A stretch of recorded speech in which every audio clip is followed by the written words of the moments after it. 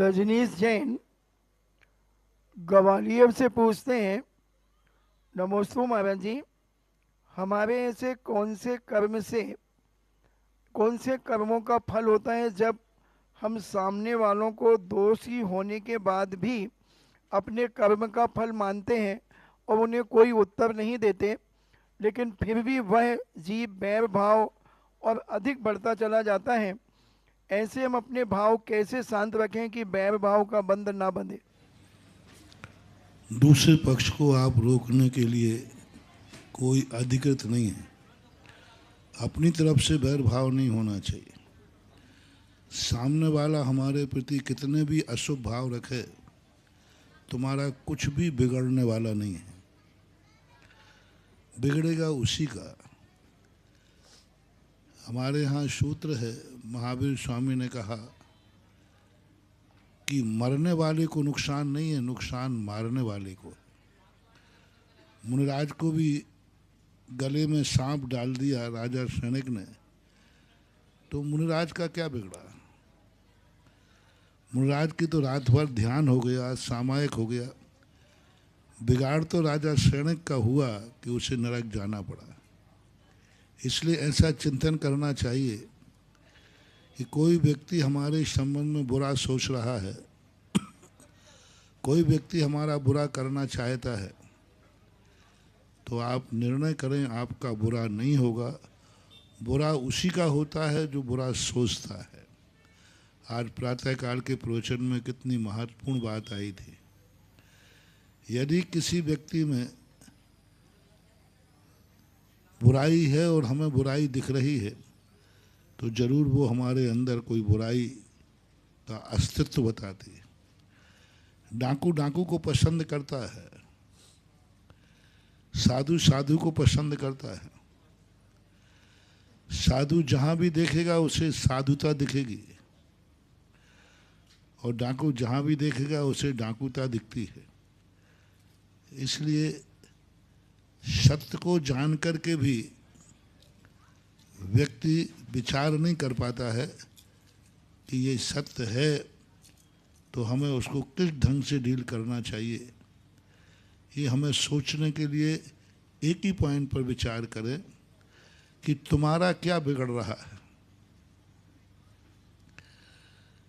दूध को मीठा, एक नीति आती है, दूध को मीठा था तो एक दुश्मन को लगा कि ये मीठा क्यों है, तो उसमें उसने खटाई डाल दी, तो दूध का कुछ नहीं बिगड़ा, वो दूध से दही बन गया।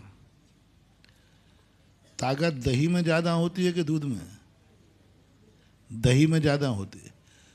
फिर उसको लगा कि अरे मैंने तो इसका विनाश करना चाहा, ये तो दूध से दही बन गया, और गाढ़ा हो गया, और पावरफुल हो गया, और चमकदार हो गया।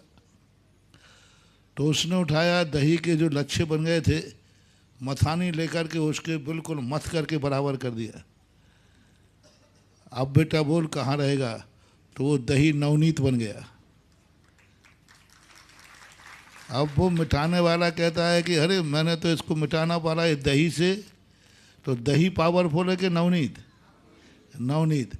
अब उसको आया कि ऐसे नहीं मानेगा, इस नवनीत को आग के हवाले करो। तो जैसे उस नवनीत को उसने आग में रखा कि भाई ये खलबल खलबल करेगा, तो अपने, और जैसे ही नवनीत आग पे गया तो अष्टप्रहरी घी बन गया। अब बताओ, वो नवनीत में ज़्यादा ताकत के घी में? घी अमर हो गया। घी की कोई मर्यादा नहीं होती। संसार में हर चीज़ की मर्यादा लिखी, बड़ा विचित्र है। हर चीज़ की मर्यादा है, घी की कोई मर्यादा नहीं है। जब तक उसका रंग, स्वाद और गंध ना बदले, तब तक घी की कोई मर्यादा नहीं है।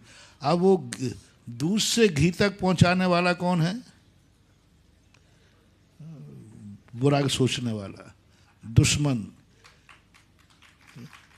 जो बुरा सोचता है, जो मिटाना चाहता है, जो दुश्मन है, उसका उपकार समझो कि दूध घी तक पहुंच करके अमर हो गया। ये चिंतन करना चाहिए। अभिपिता जैन फांदुला से पूछती हैं, नमोस्तु महाराज जी, जीव डरपोक, हंसमुख, अभिमानी और कंजूस ऐसे किस कारण से होता है?